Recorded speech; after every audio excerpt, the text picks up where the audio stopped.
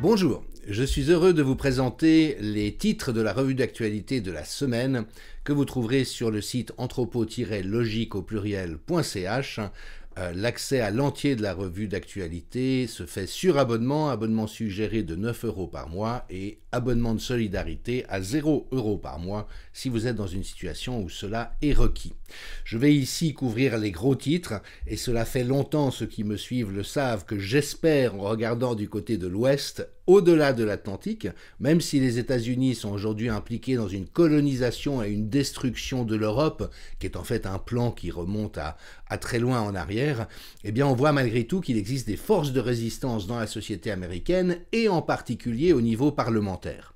Et donc il y a eu des auditions au Congrès récemment dont je vais vous fournir un petit résumé et puis qui par contraste met vraiment en lumière l'aplaventrisme de la représentation nationale française qui est juste absolument épouvantable. À quelques exceptions près, je pense bien sûr à des femmes admirables comme les sénatrices Sylviane Noël ou Laurence Muller-Bronn ou le sénateur Alain Houpert, quelques députés aussi, eh bien tous les autres sont juste en démission totale de leur mission au service de la population qu'ils sont censés représenter. Donc le premier volet de cette revue d'actualité, grabuge à Washington.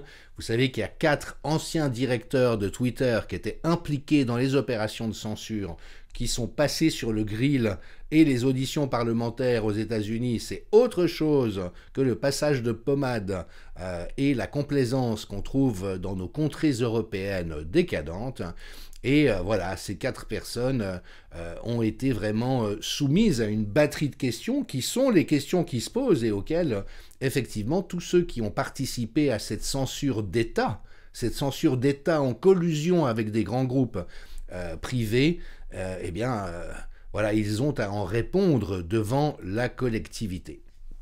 Virginie Joron, qui elle est au Parlement européen, mais qui fait aussi un travail remarquable, souligne que la censure qui a été imposée aux États-Unis entre l'État fédéral, les agences de sécurité nationale comme le FBI et la CIA, et les grands groupes, notamment de réseaux sociaux et de presse, c'est exactement la même logique, la même philosophie évidemment délétère et inacceptable en démocratie que celle qui a été imposée par la Commission européenne avec son code de la désinformation.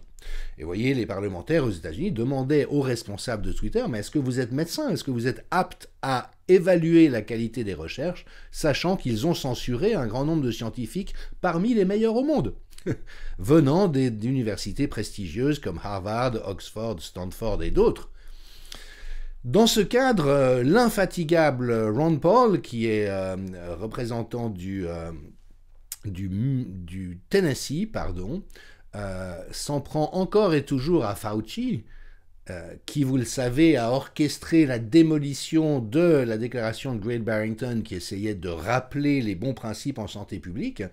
Et Ron Paul demande, mais est-ce que il est normal que vous ayez utilisé votre salaire annuel de 420 000 $ pour essayer de détruire des scientifiques qui étaient en désaccord avec vous et en l'occurrence avec de bonnes raisons de le faire. D'autres parlementaires ont souligné que la collusion entre le FBI et Twitter, alors après les autres GAFAM, j'en suis sûr, Facebook, Instagram, YouTube, donc Google et LinkedIn vont passer à leur tour devant la commission, mais comme le relevait cette parlementaire, la délimitation entre le FBI et Twitter était impossible à faire. C'est-à-dire qu'il y avait une tête de pont de l'État profond, il faut bien l'appeler comme ça, parce qu'en fait, ces agences gouvernementales ont échappé au contrôle, mais aussi au service de la population. Vous voyez, on est vraiment dans une opération criminelle à large échelle. Peter Gøtzsche, qui est un immense connaisseur des données médicales, fondateur de la revue Cochrane scandinave, qui souligne que l'Institut de virologie de Wuhan continue de faire obstruction aux demandes sur la réalité des recherches en gain de fonction qui ont été faites, Rand Paul, à nouveau lui, a exposé la manière dont le département d'État américain n'a cessé de mentir quant au financement de la recherche sur les gains de fonction. Et donc, vous aviez Mrs. Sherman, représentante du département d'État, qui évidemment a passé un mauvais moment. Mais on voit vraiment la même figure, que ce soit chez les cadres dirigeants de Twitter ou des hauts fonctionnaires, qui est cette langue de bois délirante. Ariane Bilran a beaucoup souligné que la paranoïa est une folie raisonnante, donc ça donne l'apparence du raisonnement, mais en fait c'est juste du foutage de gueule et quelque chose d'extraordinairement toxique.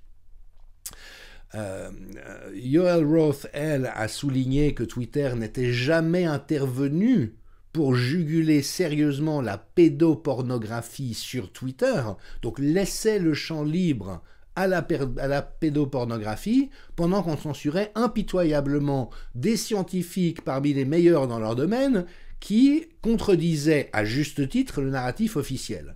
Donc il faut quand même prendre la mesure des choses. Et évidemment que ça va encore plus loin. Je l'ai dit, c'est un crime d'État contre la démocratie, selon l'expression consacrée du professeur de sciences politiques Lansday Haven-Smith, au sujet de l'utilisation de l'étiquette de théoricien du complot. Il a montré que c'était un paravent pour décrédibiliser un discours portant sur les crimes d'État contre la démocratie. Eh bien, vous voyez que certains parlementaires ont expliqué comment Twitter avait soit shadowbanné, donc ralenti et fait perdre de la visibilité et du référencement à leur compte de campagne, soit les avait supprimés. Et donc, cette personne a été élue malgré tout, mais à l'encontre du fait que Twitter l'a privé d'une ressource essentielle pour sa campagne électorale, ce qui évidemment pipe les dés des processus électoraux. Évidemment qu'il y a l'affaire Hunter Biden qui est en filigrane de tout cela. Donc je vous rappelle que le fils du président américain a laissé un ordinateur portable bourré de documents compromettants, à la fois en termes de pornographie, mais aussi de révélations de participation au crime organisé dans différents pays, y compris l'Ukraine. Et donc, quand cette révélation est sortie dans la presse par le New York Post, eh bien, le FBI est intervenu auprès des médias et des GAFAM pour que cela ne se sache pas, de sorte à ne pas influencer l'élection présidentielle. Et ce qui est intéressant dans ce qui est en train de sortir, c'est qu'il apparaît de manière indiscutable que Joe Biden était parfaitement au courant des opérations de collusion criminelle de son fils, alors qu'il a toujours prétendu le contraire. Et à ce stade, on peut raisonnablement anticiper la chute de la maison Biden. Je ne vois pas, étant donné l'énormité de ce qui est révélé, comment cette histoire, malgré le verrouillage intégral des médias corrompus et des GAFAM corrompus, n'irait pas jusqu'à la chute du président et de son administration. Cette parlementaire souligne que des sondages ont confirmé que si la population avait été informée de la réalité de ce que contenait le laptop de l'ordinateur portable de Hunter Biden, eh ben un très grand nombre d'entre eux, jusqu'à 53% des votants démocrates, auraient changé leur vote, et donc on est dans une interférence directe avec les processus démocratiques. On est dans une conspiration contre la démocratie. Et tous ceux qui nous traitent de complotistes depuis des mois et des mois vont peut-être avoir un peu de réflexion à faire quant à cette réalité. Un autre sénateur admirable, Ron Johnson, qui lui pose la bonne question: pourquoi les grands médias n'ont-ils pas enquêté de manière approfondie sur la façon dont ils ont été dupés? Eh bien, la réponse est simple, c'est qu'ils n'ont pas été dupés. Ils ont été complices de cette opération, et là aussi, il y aura des comptes à rendre du côté des médias. Enfin, pour terminer, le sénateur Higgins qui dit là, on en est au stade de l'investigation. La suivante, c'est les arrestations et les procès. Donc, il faut que nous entendions que ceux qui ont participé, qui ont monté, qui ont orchestré, qui ont mis en œuvre cette opération criminelle à large échelle, affrontent désormais la perspective de leur incarcération et des comptes qu'ils auront à rendre à la collectivité. Alors, dans le cadre de cette revue d'actualité, on va encore passer un ensemble de chiffres, notamment ceux du Mozart de la finance français qui nous a été donné par la banque Rothschild et le complot globaliste mondial. Donc vous voyez que l'évolution de la balance commerciale est tout à fait probante, donc la France est à genoux grâce à ce sinistre personnage. Au niveau des chiffres, on a vu cette scène hilarante de Pierre Chaillot, statisticien éminent, qui est passé sur CNews à l'heure des pros, et ses opposants, qui sont ces grenouilles de plateau très ignorantes, qui comprennent à peu près rien à rien, cherchaient à le contredire en consultant leur smartphone, parce que lui expliquait qu'il n'y avait pas eu de surmortalité en 2020, et ces gens disaient « oui, mais le nombre de morts a augmenté par rapport à l'année précédente ». Ce qui est une tendance généralisée, étant donné que la population vieillit, il y a de plus en plus de personnes âgées de 90 ans et plus, et bien évidemment que d'année en année, il y a plus de morts.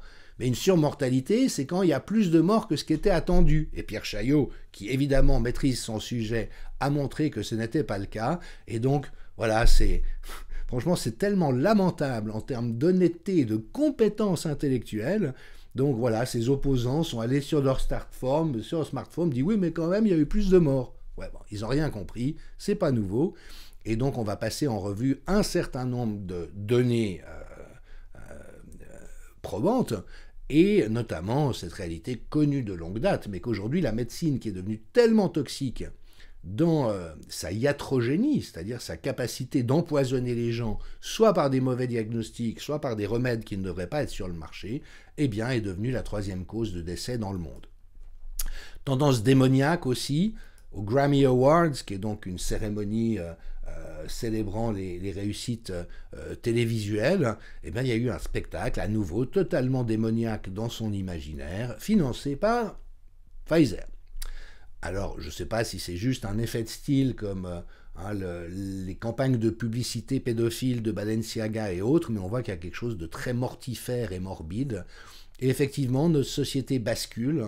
Vous avez peut-être entendu cette proposition norvégienne, d'une chercheuse norvégienne qui proposait qu'on utilise les mères, les femmes en état de mort cérébrale et qu'on les garde en vie pour qu'elles puissent servir de mères porteuses.